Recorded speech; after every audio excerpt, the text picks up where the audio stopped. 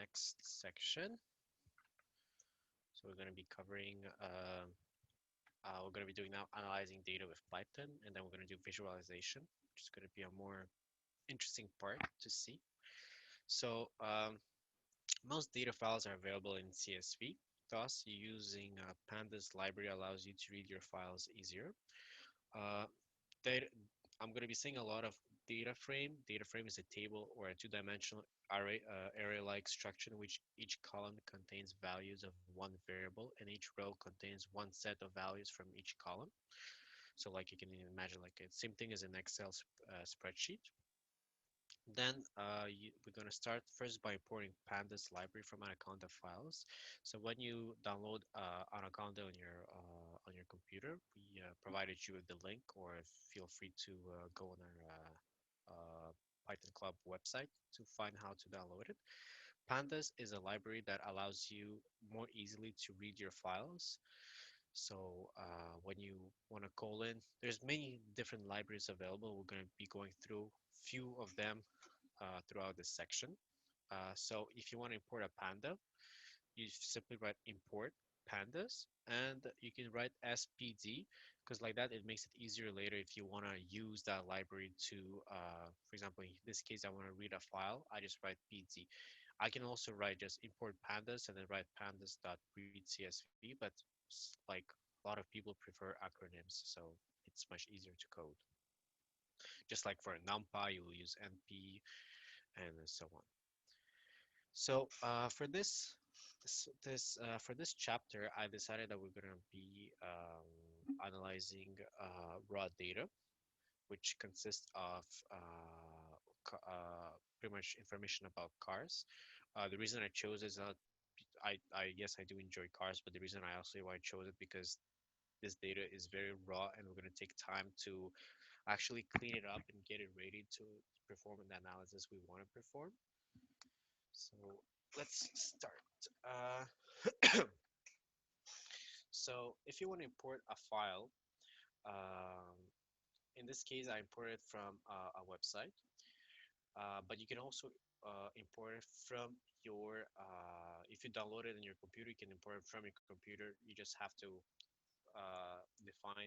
you have to write data frame equal pd.read under dash csv.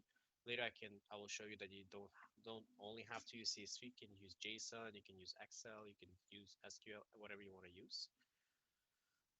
Here you're gonna insert the file directory. In this case, my file is the other path variable associated with this website, and then a comma header none, because since data does not come with headers, we do not want the Python to assign headers automatically yet. We're going to be creating our own headers for this data. So, oh yeah, and now our data frame consists of this whole data. It's going to be all we're going to see here. It's all this. Our DF consists of a big data frame. So each time you want to access it, you have to call it, right?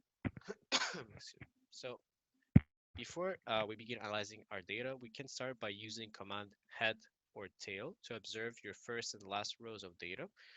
So now I want to print the first 5 rows of the data frame. So I'm going to do df.head, and in the parentheses I'm going to put 5 because I want to see the first 5 rows. You can put 10, you can put 15, but usually people put 5 to see.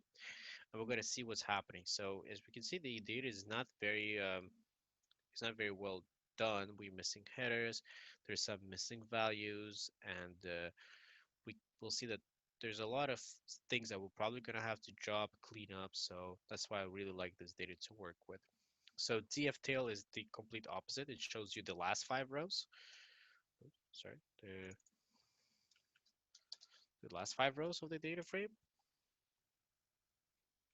And then now I want to add the headers to your data frame. So as we learned previously, we're going to create a list of headers. So we're going to have a new list called headers equal to, in square brackets, we're going to create the headers we want to add to the list.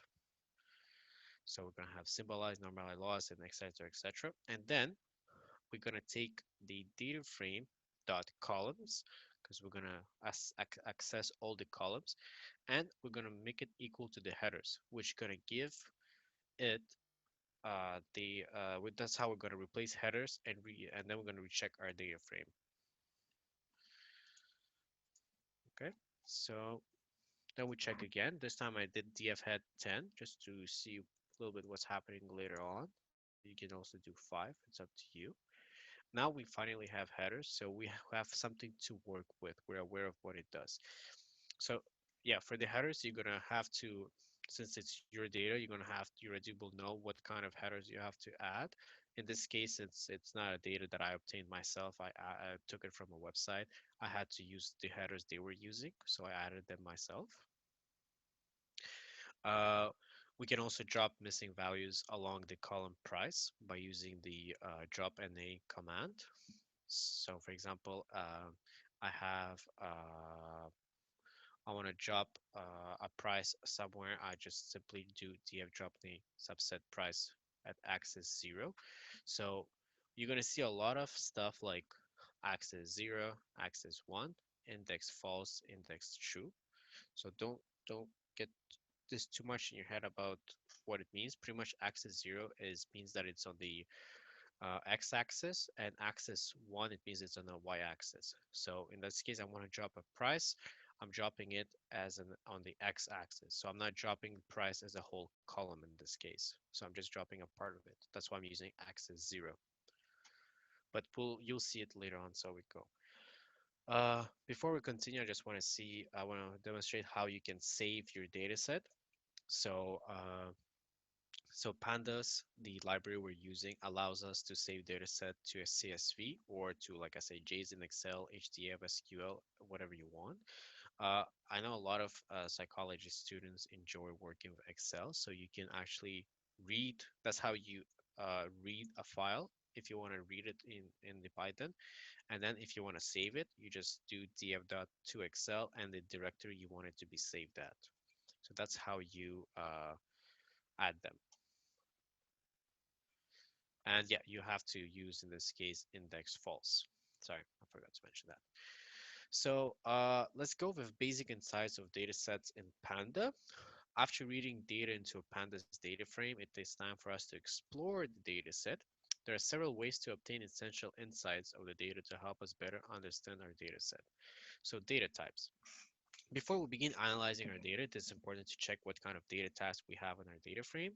The main types stored in Panda data frames are object, float, integers, boolean, and date times 64. Don't worry about date times 64. It's rare you're going to see that ever.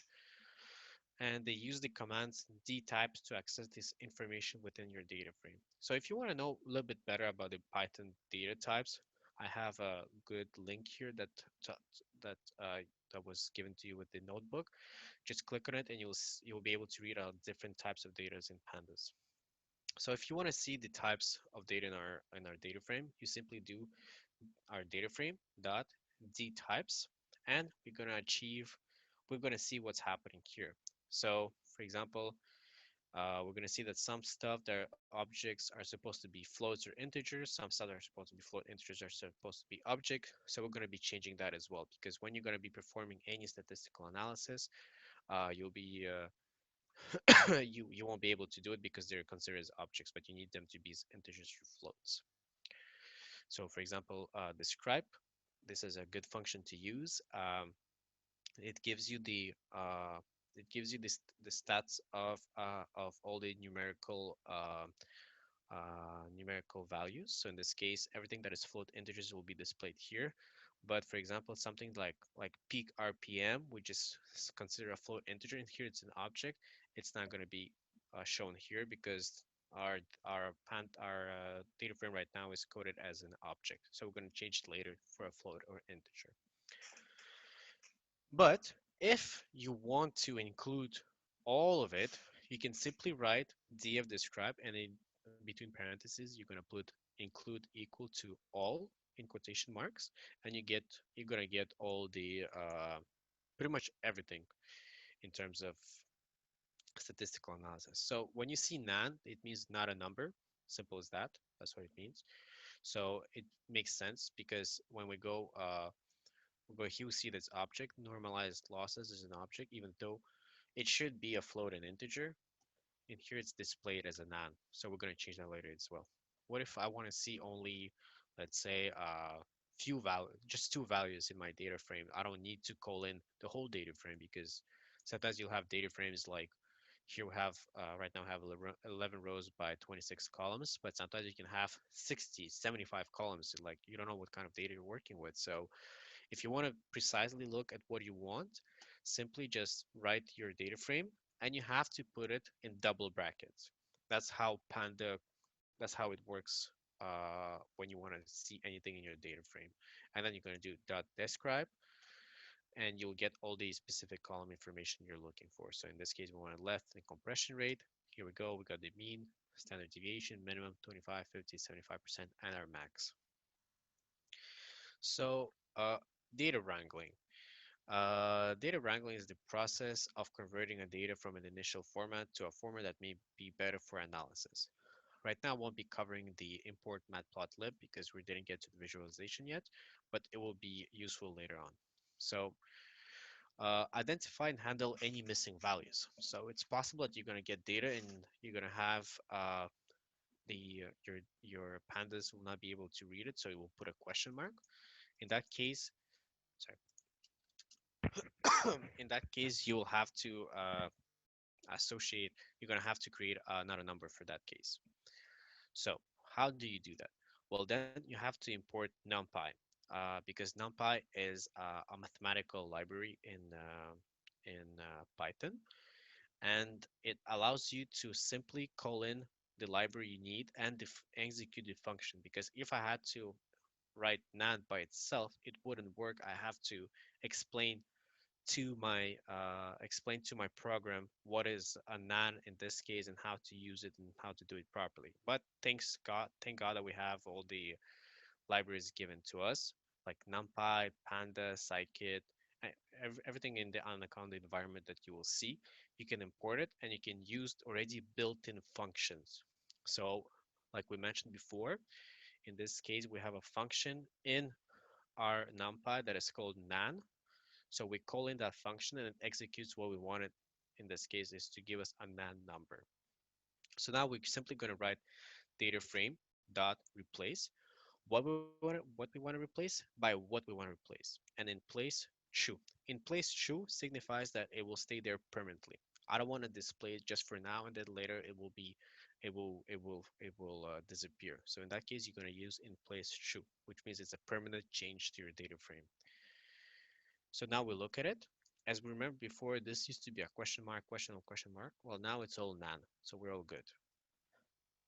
All right. So we got rid of the question marks. Let's continue. So next step will be evaluating for missing data. The missing values are converted to Python's default. We use Python's built-in functions to identify these missing values. There are two methods to detect missing value, dot is null parentheses or not null parentheses. The output is a Boolean value. If we remember, Boolean is a true or false, indicating whether the value that is passed into the argument is in fact missing data. So the argument, you remember, that's what goes in between the parentheses when we're gonna check for a function. So in this case, we're gonna create a new variable called missing data. In this case, missing data will actually be a new data frame we'll have, and we'll only create it just to check where we have missing data. We're not gonna be working that much with it. So we're gonna do missing data is equal to data frame dot is null, and then we're gonna display it in C. So in this case, we have missing value in normalized lost here, true, true, true, and that's we have it here, nan, nan, and then we're gonna continue and look at it that way. There's another way to see it in a more precise way that you don't have to scan it manually. You're just gonna have to implement a for loop. Just to remember, true stands for missing values, while false stands for not missing values. So count missing values in each column. To count missing values in each column, we will implement a for loop. In the body of the for loop, the method dot value counts the number of true values. So for a column in missing data, so we're going to be going through missing data dot columns. dot values to list. So we're going to create a list. So it's going to be, we're going to go through each column in the missing data columns values to list, and we're going to be printing out the column.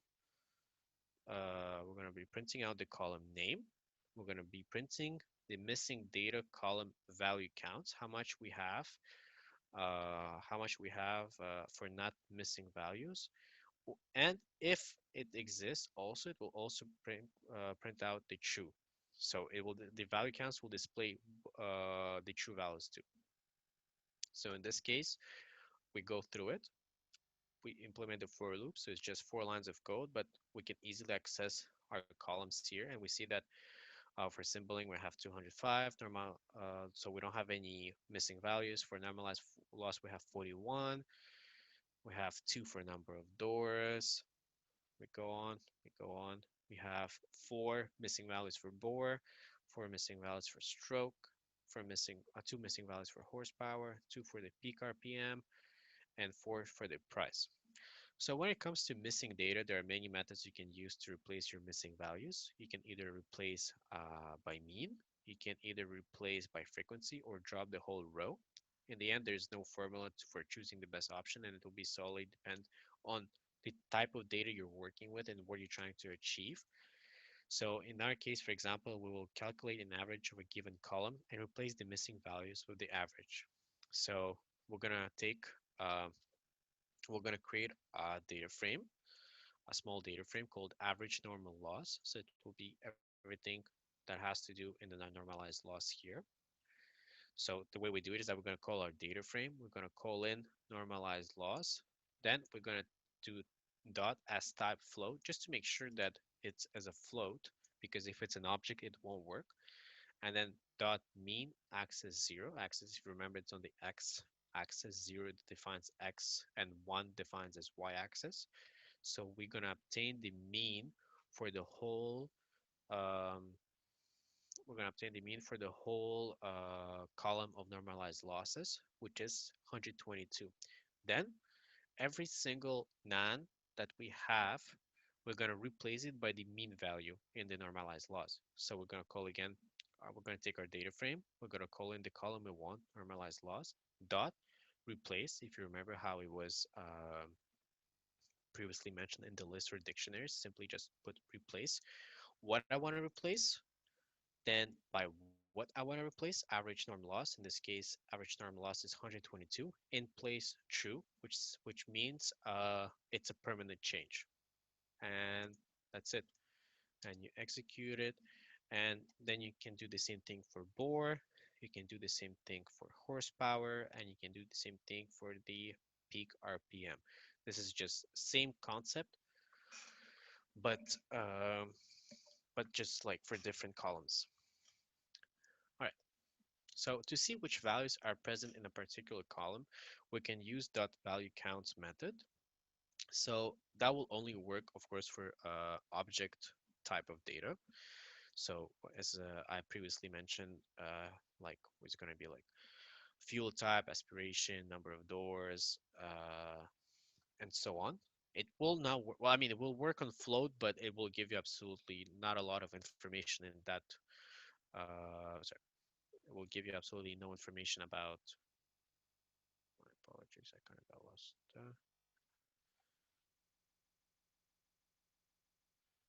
Yeah, sorry. Here we are. So yeah, so it will give you no. What I said is it's not going to give you a lot of information for anything that is float or integers, but for objects, it's very good to know.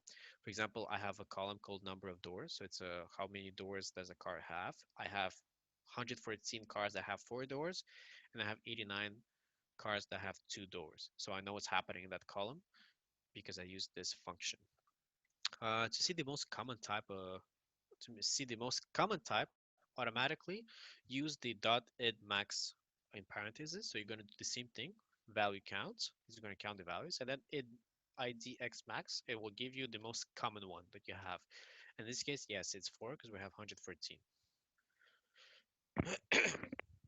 Then the replacement procedure is very similar to what we have seen with average, but this time we'll apply the most frequent type. So we're going to call in the column we want, dot replace what we want to replace, by what we want to replace, 4 in this case, because this is the most common we have as a frequency. Then in place true, we want it there to stay permanently, so we have to put true in that case. Finally, let's drop all rows that do not have price data. So same thing, df drop drop rows with nan, so drop nan subset price axis on the x-axis. So you don't want to drop the whole column. You just want to drop where on the x-axis the price is not there, because in some cases price is something that will be your in that case dependent variable that is really important, and it's going to be like the main goal of your study. So you don't want to be dropping the whole column. You just want to be dropping few of it, because without it you absolutely have no idea what's happening to your data. And again, x is 0, so it's x-axis in place true, it's a permanent change. And then we're going to reset the index, because since we drop we dropped few we dropped few rows, our index didn't change. So if we, for example, we had 4 rows, we dropped the third row. When we look at the index after, it's going to be 1 2 4, while 3 is gone. So if I want to reset the index and I want the 4 to become my third row, in that case I will use reset index. So drop 2, and in place true again, I want it to be a permanent change. Then we look at it, df head, everything looks really nice now. Normalized losses, I have the means here. As you remember, this used to be nan, so we replaced. So now it's actually looking much better. So let's now correct the data format. So the last step in data cleaning is checking and making sure that all data is in the correct format, integers, float, text, or other. In pandas, we use, like I said, d type to check the data type, and s type to change the data type. So when we look at here, we can see that bore, stroke, normalized losses, price, and peak RPM, they actually are not uh, they're objects, and they should be floats and integers. So the way you want to do it is uh, you can easily just call in the data frame you want to change, the columns. Again, double brackets in this time, because you're doing changes in those columns, so you'll be using double brackets. Is equal to data frame, again double brackets, because it's the same thing, but now we're going to do dot as type float. So what used to be an old data type for those bore and stroke is now old data dot as type float, and we change it. So bore stroke becomes a float, normalized losses become integers, price becomes float, and peak RPM becomes float as well. So now we can see that it's float, normalized integers, and so on. So we are all good. So now, after we finish cleaning our data, let's go for a simple statistical analysis. I'm interested to see the correlation between different columns, if there's anything interesting to look at. Again, correlation does not mean causation. So if you want to use a Pearson correlation, is the default method of the function is core. So you simply write the data frame that is already all cleaned up, all saved up. Now you're going to write df.core, and you're going to obtain a lot of information from about correlations between, for example, like wheelbase and engine size, city miles per gallons, and let's say compression ratio, and so on. So, and if you're only, like I said, sometimes you can have a lot of columns. You can have up to 75, 80 columns. So you won't really be able to manually go through it, analyze, and you want to just be like, okay, I want to see only this. So you're going to do data frame, double brackets. In this case, I'm interested to see the peak RPM and price and that core, and we can see that there's not a very good correlation, but we still were able to obtain it. So I think what's important here especially is that compared to like other statistical tools, for example, if we use SPSS, that requires a lot of like, if you want to rerun the test, you have to click, rerun the code and all. In here, you simply just add double brackets and add the column's name, and you're good to go. It doesn't, and it takes just few seconds to execute. So let's let's just do a quick Pearson correlation as well, and then we're gonna go for ANOVA, just simple statistical analysis for now. To make your programming easier, always try to implement different libraries in Python. Like I said, if there's a function that already exists, for example, ANOVA, if it already exists in some other libraries, just use it. Do not write your own function. You'll just waste your time. If you want to learn how to do it, go for it.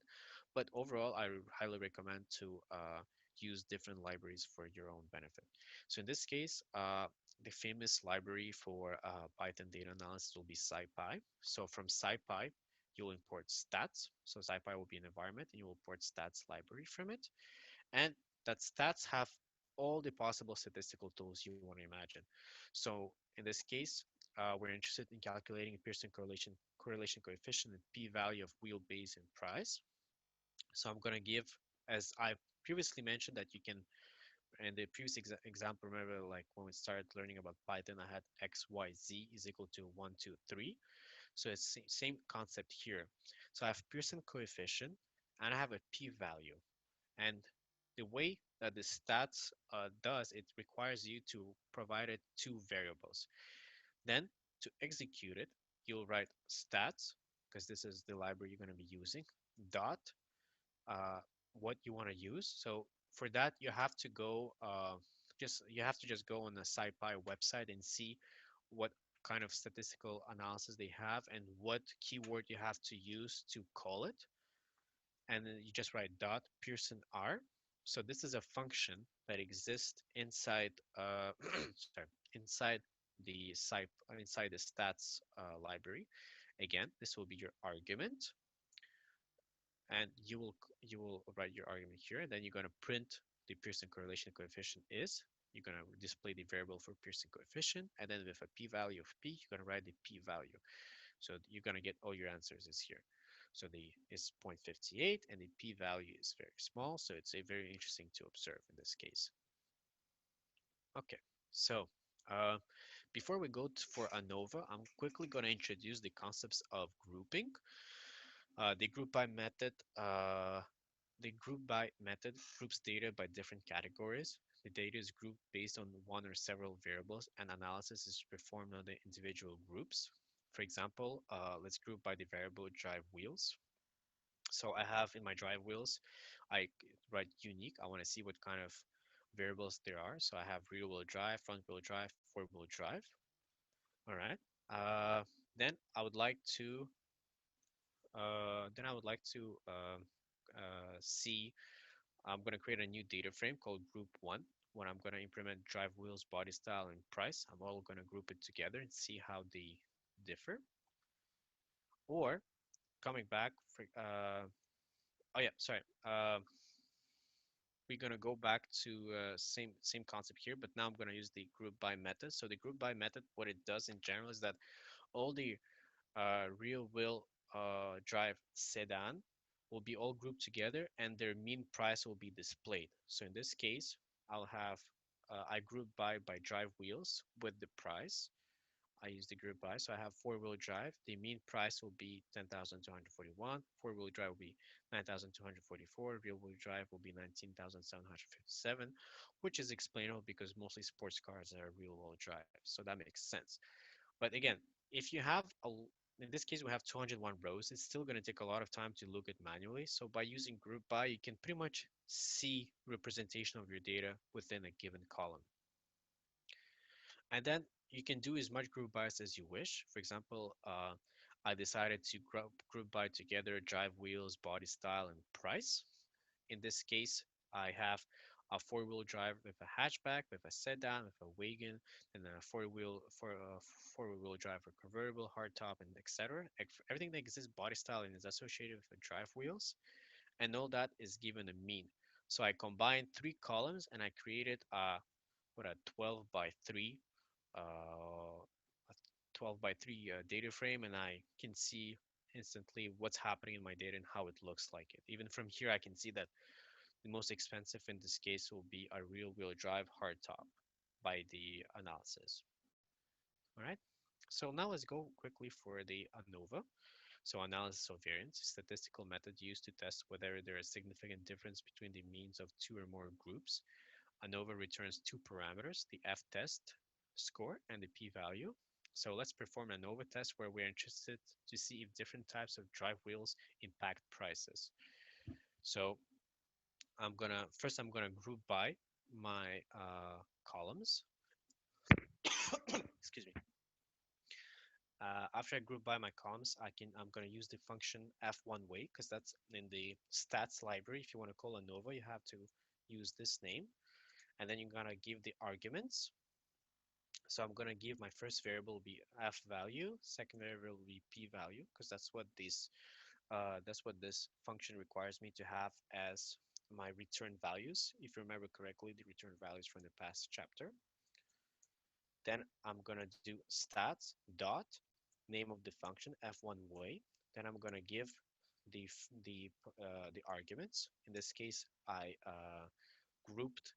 I did a group comparison with a price, and I look at the results. And you can do that separately with front wheel drive, rear wheel drive, four wheel drive, rear wheel drive, and four wheel drive and front wheel drive. Just by simply changing little things there and there, and you can get your results as you want. So this was a quick overview of analyzing data in Python. Now we're going to be going for the my favorite part, which is visualizing data with Python. I can see we're 11:50, but it's possible we're going to go over the clock. So if you have to leave at 12, that's fine. You can always see the video later if you wish. It's going to be uploaded to our website and to the ICP. So I will continue with chapter 4, visualizing data with Python. So in this section, we'll be covering different visualization tools. There's going to be many of them, and the libraries available for displaying your data properly. So for visualizing data, we'll need to import matplotlib, which is a library, and matplotlib.pyplot. The .pyplot allows us to make changes to figure within, while matplotlib allows us to build a figure without specifically coding the um, the function itself. And the matplotlib will be able to give a lot of changes, and you'll see how doing slight changes in the figure can actually improve how your image looks like. So let's continue. So we import. I'm gonna matplot inline, import pandas, and we're gonna import numpy, we're gonna import matplot, and we're gonna import matplot subsection pyplot as plt, and the matplot is npl. Then just to make sure, always check the version of your matplotlib version. Always better to have better than 2.00 because you'll have much more available stuff to you. So for this section, I decided to change a little bit data. We're not going to go with cars anymore. We're actually going to go analyze Canadian immigration data set. It's a very nice data set to visualize because it can be beautifully divided and seen. And it's also interesting to know. So we're going to download the data. Then we're going to display the data. We're going to check. So I'm going to quickly go over it because we did it in analyzing. So we check the columns, we check the index. What I'm doing right now, I'm just checking that everything where we're doing the data is clean and is ready to go. So we have data 195 by 51, pretty much the amount of countries. So we're going to drop columns that I feel are unnecessary here. So we're going to drop area, reg, div, type, and etc. And then we're going to see it again. It's going to be much cleaner. Then we're going to rename some columns. So I'm going to rename those as well. In place true, permanent change. Here we go. Now we're at 38. How much we were at 51. Now we're at 38. So we cleaned it up very well. Then I want to create another column because I'm interested to see a total amount of immigrants in throughout from 1980 to 2013. So I'm going to have an extra column I'm going to add. So it's going to be total. And it's going to be, so it's going to be the key is going to be total. The value will be the dfcan. Dfcan is our data frame of Canadian immigration dot sum axis 1 because now I'm referring to the y-axis because I want to create a whole column. So I'm going to put axis 1. Here we go. So I have a total. And then I'm interested to describe it. I look at it and gives you interesting information. As I previously mentioned, it's a good tool to use. Then I'm going to check the countries. I'm going to set the index. Setting the country column as index using set index because that will help a lot of visualizing and just to just have it properly done. So then I'm gonna convert the column names into strings because it's easier to because you won't be able to display them properly in your data in your visualization tools. And then let's start with so now we're gonna do a simple one. It's plot a line. So now let's start visualizing the data. For our first example, we'll be using the df.plot where Python plot a line graph. We want to visualize Haiti data throughout time. So here we go, Haiti data. We're looking. It's right now. It's not a graph that tells us a lot of information, but we can see this is the years, this is the amount, so it goes up and down. But now, as previously mentioned, we imported pyplot, so we're gonna call it now to execute. We want to add a title, so we're gonna call the function title. We're gonna call the function y label. We're gonna call the function x label. So instead of us creating a function to say like, okay, add this title there and there, the where you should add it, we simply just use a library who was already built for us, and we just write the argument we want. So in this case, I said I want to add a title, immigration from Haiti. I want to add number of immigrants, and as a y label, and x label is years.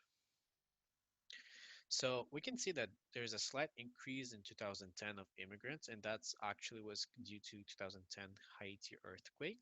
So now we want to annotate it on our graph and show that something happened here and increased and caused this increase in number of immigrants. Simply just write plot the pie plot, which we imported as plt dot text. So it tells it that we want to add a text. It's a function that we want to add a text in a graph. We're going to give its coordinates. So it's 2000. It's going to be 2600, and we're going to write the string we want it to be associated with it. Here we go. And as you can see, I also added a little bit some optional values. We covered that in the functions that there are optional values that you can add, but if you don't write them, nothing will happen to the function. So in this case, I wanted to increase the size. I wanted to change the color of my line. So I wrote red. Yeah, and also when you plot a line, I forgot to mention the most important is that you write the data you want to plot, because in this case, yeah, sorry, I kind of skipped that part. So yeah, so the years were it's a list that I created of strings ranging from 1980 to 2014. So it's a new list. And Haiti was actually my data frame of the column of the row of the whole row of Haiti and years. So it's passing in years 90. So it's a new data I created I want to analyze, because if I write dfcan.plot, it's not gonna show me Haiti whatsoever. So I have to create it as a separate data to look at. Yeah, sorry, I forgot to mention that. And so then I dot plot kind. In this case, it's a line, so I'm interested in line. Color, you added red. Now, let's see. Now plot graph. Now we're interested to compare the number of immigrants from India and China from 1980 to 2013. So I'm going to create another data called China underscore India, and it's going to be equal to the data frame of Canada immigration dot log. Some log means I'm taking out information about only China and India and the years associated with them. And then I'm going to display them. So I'm only interested in the years of and the numbers of immigrants in it. And then I want to plot it as a plot graph. But then this happens. I executed the code perfectly and it all works. But this is not what I was expecting. So actually what happened is that uh, the way pandas read your data, it plots the indices on the x-axis and the columns as individual lines on the y-axis. So in this case, China and India is my x-axis, and all those are my y-axis. Remember, previously I was mentioning about the axis equal to 0, axis equal to 1, so it's the same concept. So what we want to do here is pretty simple. we take the same variable we had before called China and India. We have the China and India, and then we what we do is that we want to change, we want to transpose it. So we transpose, we just pretty much invert. Like if anyone did linear algebra, you can transpose in within your matrices. So same thing here. I transpose, so now my x-axis becomes the years, and my y-axis becomes the country. Don't worry about the country here. It doesn't anyhow affect. So when I plot it later, now it looks what I want it to look. So to plot, so same thing. It's gonna be line.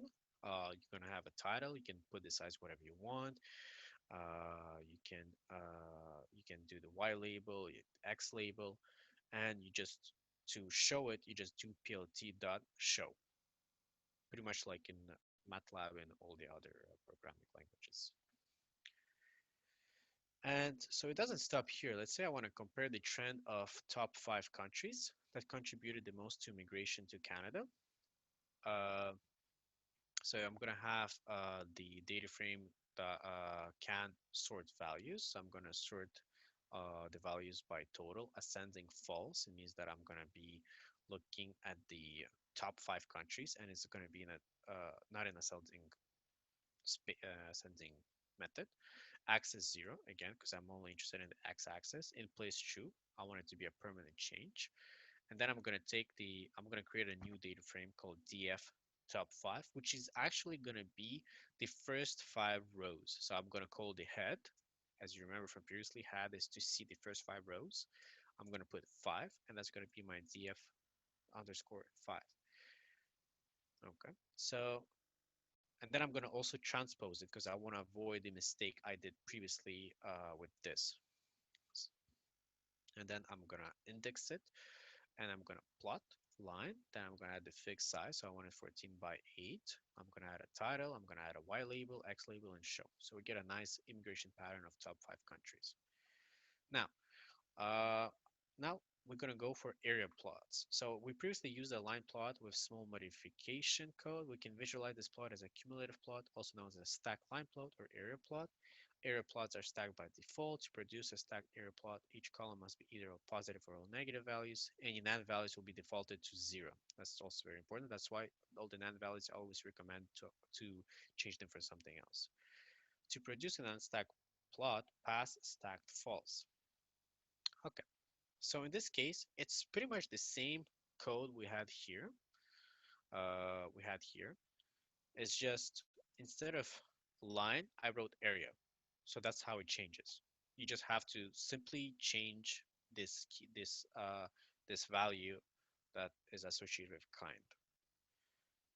All right, and you get a nice area graph. You can see you have an index that is given here, the top 5 countries. You see the color associated with them, and but and if you think that this is a little bit messy or it's hard to read, where you can also add new optional parameters that are given inside the plot function.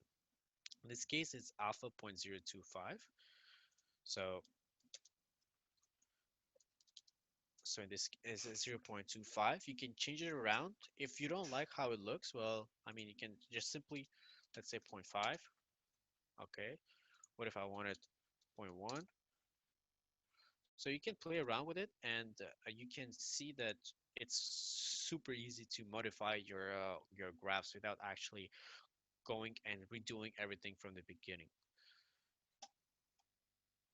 All right. So let's go for histograms. So now I'm going to visualize the following. What is the frequency distribution of the number of population of new immigrants from various countries to Canada 2013? Uh, so we're going to quickly view the data. What's happening, we're going to select the year 2013 column. We're going to display it. We're going to see what's happening.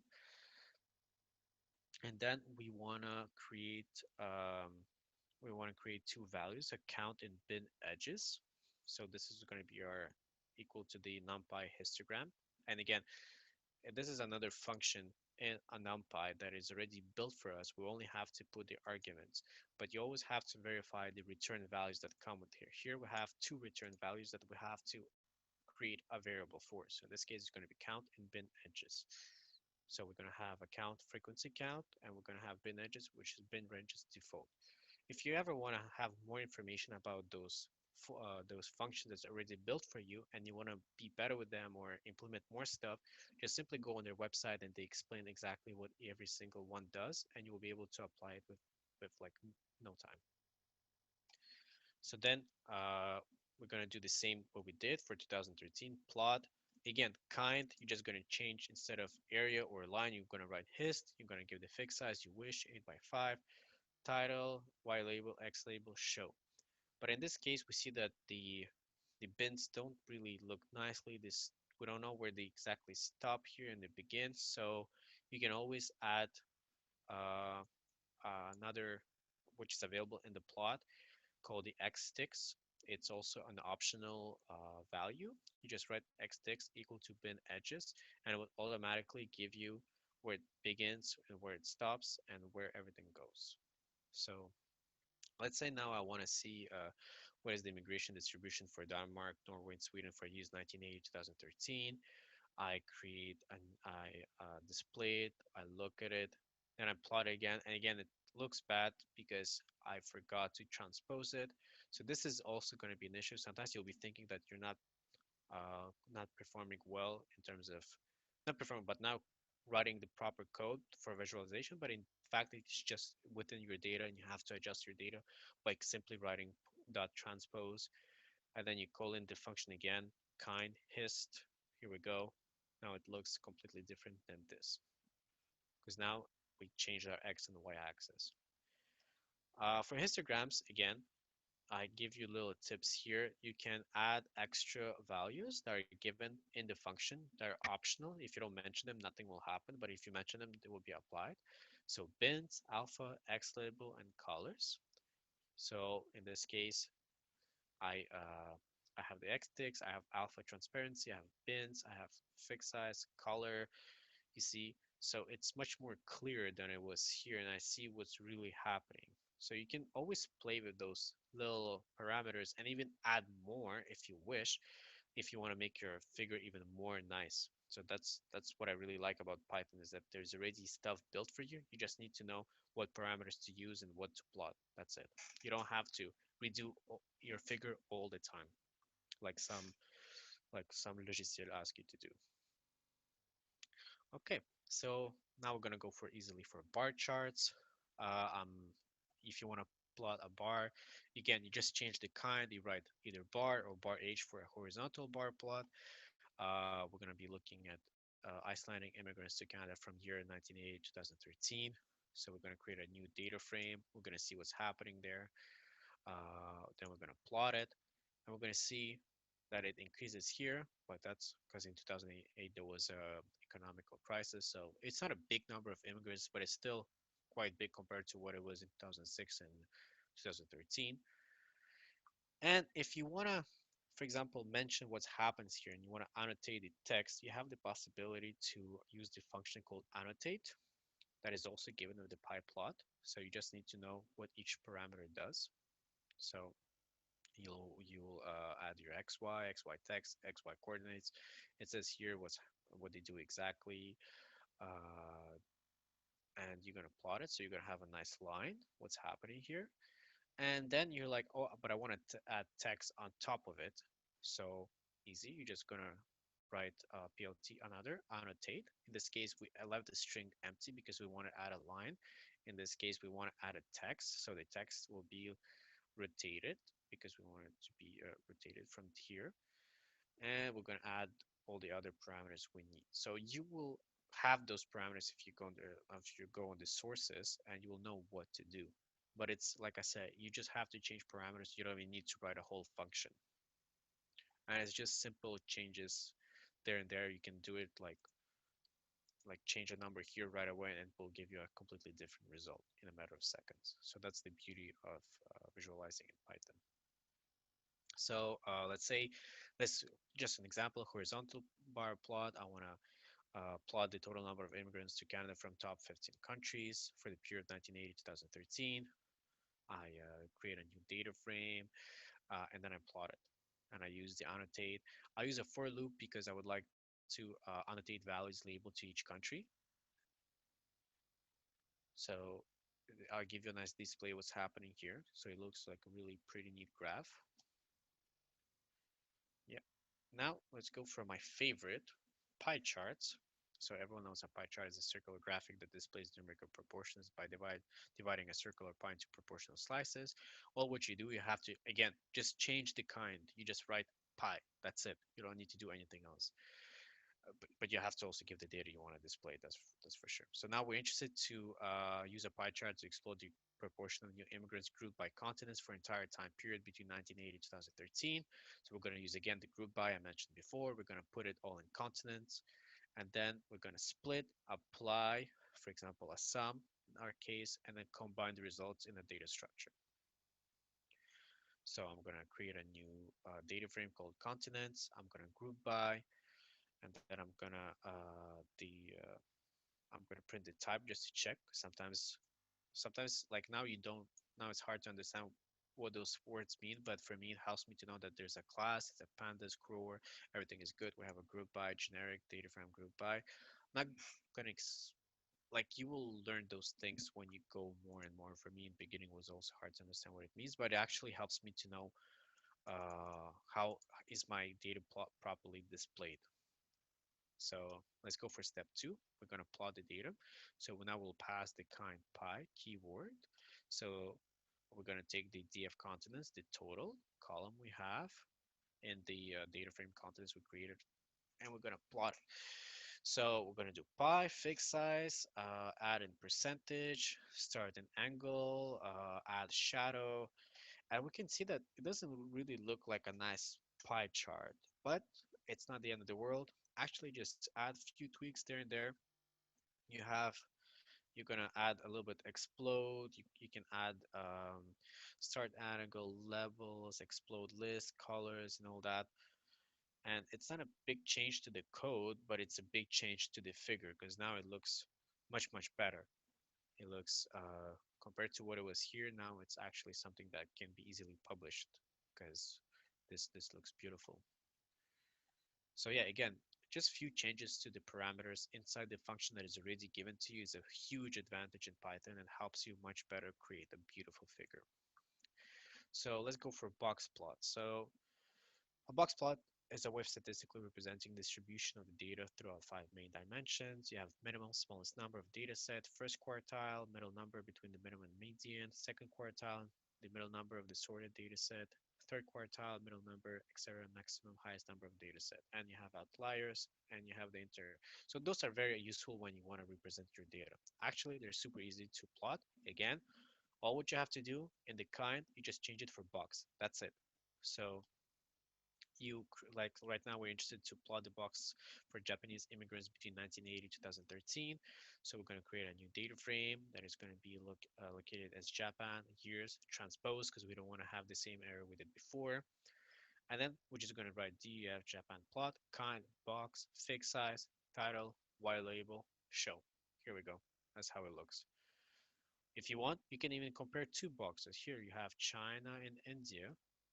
And if you feel creative, well, you can just even make it horizontal, you know? Like in this case, the parameter vert, you put it as false because it's seen as true, and you're going to put it false, so the function will know that you have to plot the box plot vertically. So that's pretty much it for the boxes. And we're going to go for last will be our scatter plots. A scatter plot is a 2D is a scatter plot is a useful method of comparing variables against each other. Using a scatter plot, let's visualize the trend of total immigration to Canada, all countries combined for the years 1980 to 2013. So now we're going to create a new data frame that I'm going to compare everything. I'm going to compare all the immigration pattern from all the countries, and I'm going to plot it. So again, all what you have to do in this case, sometimes, for example, when you have to do scatter, well, in that case, you have to mention what's your X and what's your Y. So in this case, my X will be year and my Y will be total because that's what it is in my data frame. I'm going to fix size, color dark blue, but it's up to you. You can leave it the default value if you wish. Title, X label, Y label, and plot show. And here we go, a scalar plot.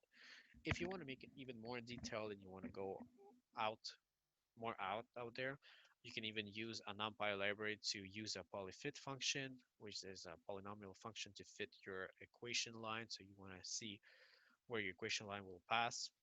So for that, I show you here how to do it. It's your X will be your total years, your Y will be your total number of immigrants. Then you're going to use fit. NumPy has already a function called polyfunction that requires you to provide three parameters. So in this case, three arguments, your X, which will be our year, Y will be total, and degree is the degree. You can play with degree as much as you want. It's for now it's only one that I selected, but you can do as much as you want, like I said. And then you're gonna do fit, and then you're gonna plot it. So plot the line of the best fit. So you're gonna write dot plot X fit 0 times X plus fit, but that's pretty much this. That's how the sources ask you to do it, and you can select the color. You can annotate it. So again, formats, the fit of 0, X, and fit of 1, and where you want it to be placed on your map. So in here, 2000, 1500, plot show. Here we go. Boy, all right, it's 12:15. I was able to cover a visualization as well. So chapter 5, I won't be covering. You can see it on yourself. It's a one simple machine learning, especially k-means as a clustering algorithm that is super useful for psychology students if you want to divide your data into actual meaningful clusters based on their pattern. And I show you here how to do it. Just a quick note, you're gonna get an error here, and that's completely fine because now the actual data changed last night. It's not anymore scikit-learn data set samples generator. It's just simple data set. That's it. So there's no more that part that was there. Just remove it, import it, and I wrote exactly for you whatever you want to do and how it's gonna look, and it's gonna be beautiful. So thank you very much for your attention and good luck in your Python coding.